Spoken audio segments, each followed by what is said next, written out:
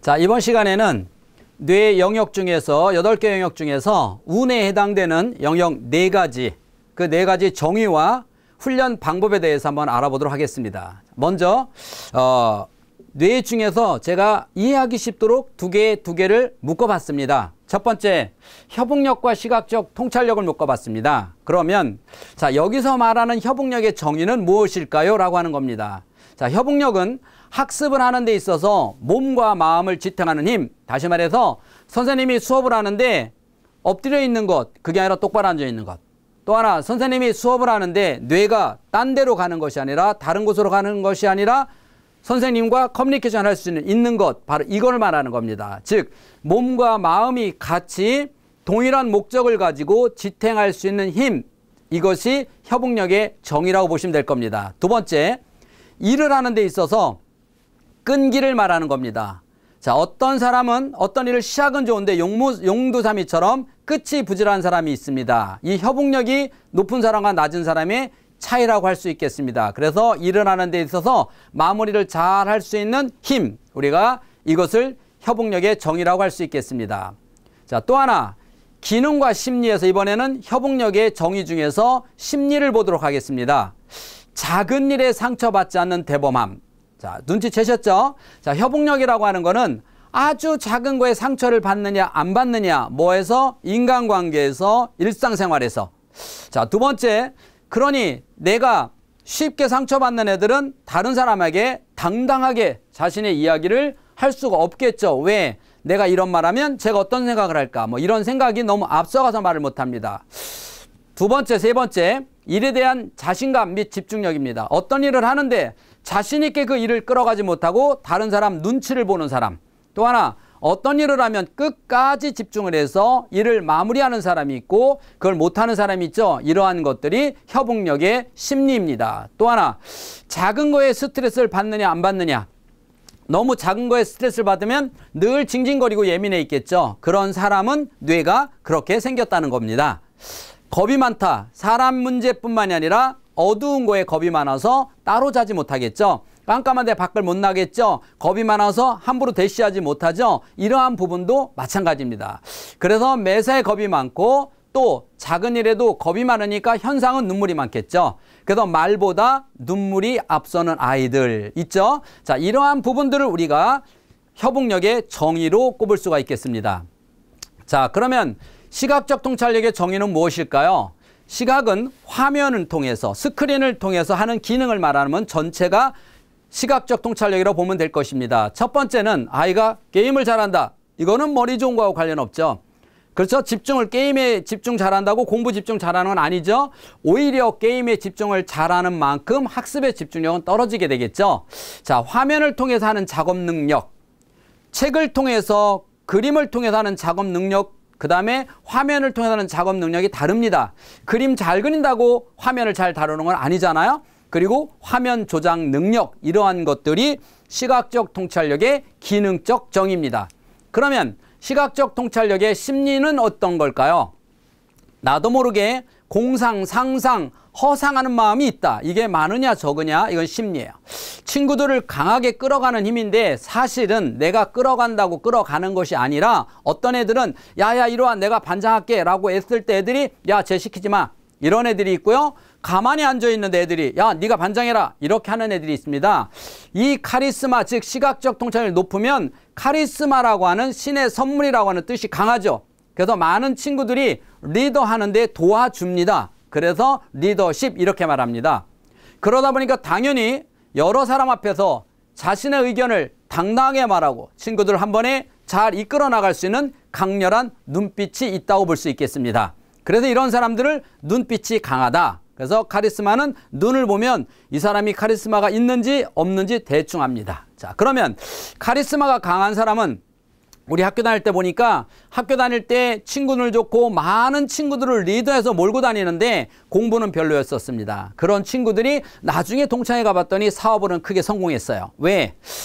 카리스마가 높은 사람은 내가 얼마나 많은 사람을 거느리냐가 자랑이고 그게 힘이고, 카리스마가 약한 사람은 사람이 있는 게 스트레스입니다. 점점점 사람을 줄일 수밖에 없죠. 그래서 카리스마가 강한 사람은 인간관계에 힘이 강하다. 이렇게 보시면 되겠습니다. 자, 그러면 협응력과 시각적 통찰력에서 이번에는 협응력 훈련을 한번 보도록 하겠습니다. 자, 그러면 협응력 훈련 중에서 첫 번째 심리적 훈련. 자, 그러면 독립심을 키우기 위해서 대범하게 키워라. 이게 그냥 정의입니다. 자, 협응력을 잘 키우는 훈련입니다. 훈련은 첫 번째 마음이 여리고 눈물이 많고 겁이 많잖아요. 그러니까 당연히 독립심을 키워야 되겠죠. 당연히 역경 스트레스라는 걸 통해서 푸시를 해서 네가 갔다 와, 네가 계산해, 컴컴하고 어두운데도 애를 보내서 스스로 아이가 어떤 일에 자신을 가질 수 있을 만큼 꾸준히 대범 훈련을 시켜야 되겠죠. 그래서 어려서부터 자기 방을 따로 쓰도록 한다. 다시 말해서 아이를 따로 재우는 것만큼 일상생활에 대범하게 아이를 키우는 훈련이 필요하다는 겁니다. 자, 학교에서는 소극적인 활동이 아니라 적극적인 학교 활동을 도와줘야 됩니다. 그래서 이런 아이들은 학교에서 하는 모든 활동에 적극적으로 참여를 시킨다. 아주 좋죠. 자, 그 다음 여러 아이들과 함께 어울리는 훈련. 그래서 함께 이야기 나누고 할 수 있는 독서 활동이라든지 동아리 활동이라든지 이렇게 혼자 하는 일보다는 많은 아이들과 협력을 이루는 이런 쪽의 일들을 반드시 필요한데 지금 제가 말한 거는 훈련입니다. 자, 그러면 교육 방법에는 뭐가 있는지 알아보도록 하겠습니다. 우리 뇌 중에서 여러분이 우뇌라고 그랬죠. 자, 그러면 자, 오른쪽 뇌는 이 우뇌는 우리 신체 왼쪽하고 연결돼 있죠. 그래서 오른쪽 뇌를 다치면 신체 왼쪽을 못 쓴다 라고 아시죠? 자, 그러면 왼쪽 뇌를 다치면 당연히 신체 오른쪽을 못 쓰겠죠. 그래서 오른쪽 뇌를 다치면 신체 왼쪽을 못 쓰고 기억상실증, 왼쪽을 다치면 오른쪽을 못 쓰는 대신에 사람의 이름을 못하는, 기억을 못하면 이런 환자가 됩니다. 자, 그러면 자, 이 협응은 사람의 뇌 중에서 오른쪽에 있습니다.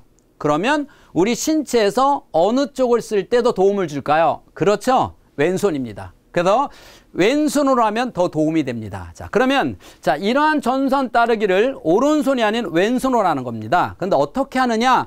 빨리 하는 것이 아니라 정확하게 천천히 해도 괜찮으니까 정확하게 하는 겁니다. 반드시 점과 점 사이를 지나가게 해야 됩니다.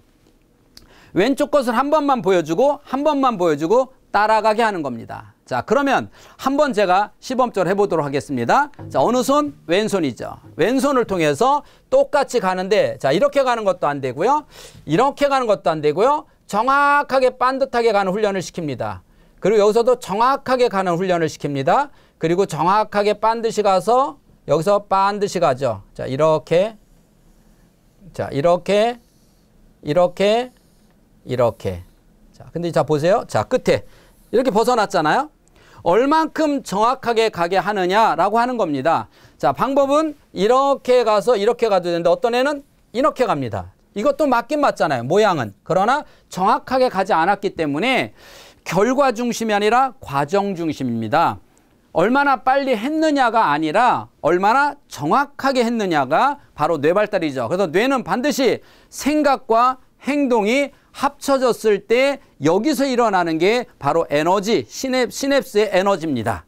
이렇게 무조건 하는 것이 아니라 잘 생각하고 하는 것이 아주 중요합니다. 자, 여기서도 보시면 자, 점선 따르기 하나 더 해봤는데 정확하게 그려야 되겠죠. 그리고 왼손으로 따라 그릴 때, 자, 왼손으로 따라 그릴 때 훨씬 더 효과적이다 라고 하는 겁니다. 그래서 여기에 이미 아이들에게 점선을 그려놓은 게 있고 혹은 이 점선을 아예 그려놓지 않고 아이들에게 저 모양을 한번 눈으로 보고 아주 꼼꼼하게 따라 그리는 이런 훈련들. 그래서 이건 많죠. 뭐 점선 따라 그리기 이런 것도 있고 여러 가지 요즘 많이 있는데 문제는 뭐냐? 이러한 것들을 많이 있느냐 없느냐가 아니라 어떤 방법으로 하느냐가 가장 중요하죠. 이런 것도요. 이렇게 따라 그래도 따라 그린 건 그린 거예요. 그리고 1초면 다 해버립니다. 하지만 이렇게 했을 때는 별 효과가 없더라는 거죠. 우리가 어떻게 운동하느냐가 아주 중요해요. 그래서 트레이너가 필요하듯이 뇌발달도 마찬가지입니다. 이렇게 어떻게 하느냐 중요합니다. 자, 그 다음 시각적 통찰력 훈련하는 방법, 교육 훈련 방법을 보겠습니다. 자, 그러면 자, 이 그림을 보면 길찾기 우리가 흔히 많이 본 겁니다. 그런데 이것도 어떻게 하느냐에 따라서 다릅니다. 자, 그러면 이 안에 스토리가 있어야 된다는 거죠. 첫 번째, 스토리를 넣어줍니다. 그래서 두 번째, 많이 생각하도록 유도합니다. 그래서 또 하나는 여러 가지 각도에서 생각하도록 합니다. 이 운의 창의성 같이 발달돼야 되기 때문에 창의성의 정의는 여러 가지를 하나에 합축하는 것이 아니라 하나를 여러 가지 각도에서 생각해 보도록 유도하는 겁니다. 그러면 자, 순서대로 한번 해보도록 하겠습니다. 첫째, 스토리를 붙인다. 자, 그럼 보겠습니다. 자, 눈으로 봐도 돼지인데 아기 돼지 삼형제 그래 버리면 이미 아이들은 뇌가 고착돼 버리기 때문에 그냥 돼지 친구 셋이서 친구 생일날 초대받아서 친구 생일 집에를 갑니다. 자, 한번 가보겠습니다. 이것도 왼손으로 따라간다면 훨씬 더 효과가 있을 것으로 보입니다. 자, 아이가 이렇게 갔어요. 누굴 만났나요? 그렇죠. 자, 이 늑대 얼굴과 얘 얼굴은 다릅니다. 자, 늑대 얼굴을 자세하게 보면서 자, 이 늑대는 어떤 늑대일까요? 아이에게 일단 물어봅니다. 두 번째는 자, 이 심술 굳은 늑대가 생일날 친구 초대받아서 가는 이 돼지들을 화가 나서 가지 못하도록 막고 있습니다. 자, 이때 이 아기 돼지 3명은 친구네 집을 갔어요. 자, 어떤 방법으로 갔을까요? 라고 하는 겁니다. 자, 이렇게 아이들이 그냥 지나가는 것이 아니라 어떤 방법으로 갔을까요? 라고 이야기했을 때 아이 머릿속에서는 어떻게 이 늑대를 대처해서 갈 수 있을까라고 하는 생각을 하게 되죠. 그래서 여러 가지 각도에서 나오기 시작합니다. 뭐 늑대도 생일 카드를 만들어서 초대를 한다. 늑대도 함께 간다. 뭐 도망간다. 없는 데가 여러 가지 아이들이 생각이 나옵니다. 자, 이렇게 해서 지나갔어요. 자, 그러면 이번에는 이제 겨우 그렇게 해서 갔는데 자, 두 번째 늑대 얼굴을 보세요. 두 번째 늑대가 또 지키고 있습니다. 자, 이 두 번째 늑대는 어떻게 해서 지나갔을까요? 라고 하는 문제예요. 여기서 교사는 얼마나 중요한지 한번 보십니요. 자, 이 돼지들은 아주 머리가 좋은 돼지다라고 한마디만 던져주면 자, 어떻게 지나갔을까요?에 거의 많은 아이들은 머리 좋은이라는 거에 일단 기본 베이스를 깝니다. 그래서 뭐 꾀를 써서 간다든지 이렇게 갑니다. 그러면 교사가 얘네들은 태권도 배운 돼지다 라고 한마디를 던지면 모든 아이들은 일단 어떻게 늑대를 피해 갔느냐라고 했을 때 딱 생각이 한쪽으로 집착됩니다.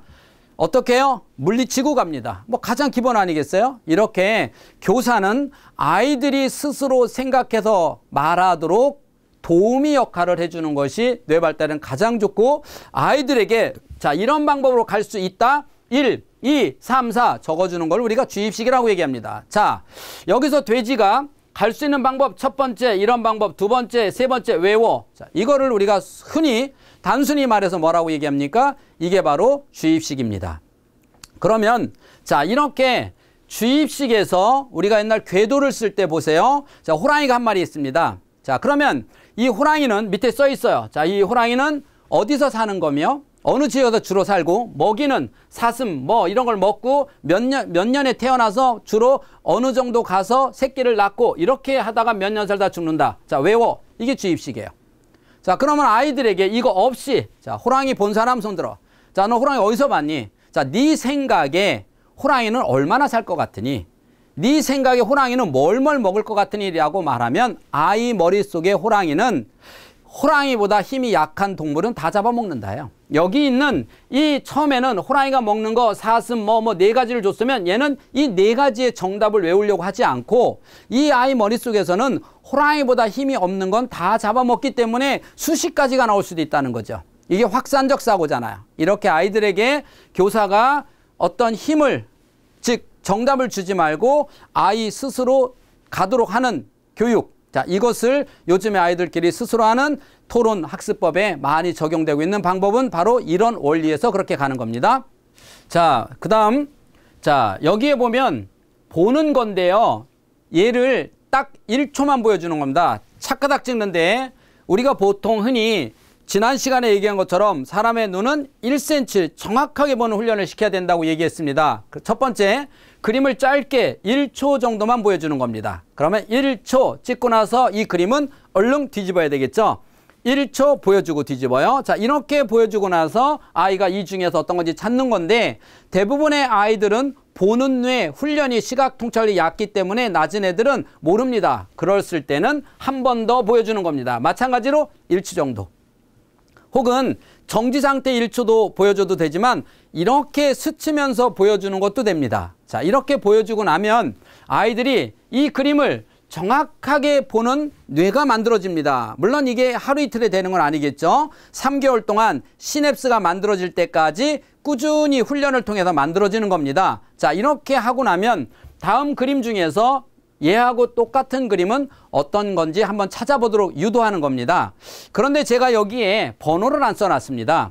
그래서 아이들이 이 중에서 1, 2, 3, 4라고 하는 것이 아니라 오른쪽, 아래, 아래에서 뭐 왼쪽, 오른쪽 이런 식으로 해서 스스로 아이들이 어느 쪽에 있는지 언어 사고력까지 발달시킬 수 있도록 이렇게 만들어 본 겁니다. 우리가 인생을 살아가면서 삶 속에서 혹은 학습에서 관찰해서 우리가 보는 것 아주 중요하죠. 시각적 통찰력 보는데 이 선호도가 낮은 애들은 눈썰미가 없다 그럽니다. 이런 아주 단순한 교육과 훈련에 의해서 우리 뇌는 꾸준히 반복된 훈련을 통해서 뇌가 발달됩니다. 우리가 걷는 것은 별거 아닌 것처럼 느껴지지만 매일같이 꾸준히 걸음으로써 우리가 가장 뇌 건강을, 기본 건강을 유지할 수 있듯이 이런 작은 훈련의 반복은 결국 우리 뇌에서 큰 뇌를 만들 수 있다는 사실입니다.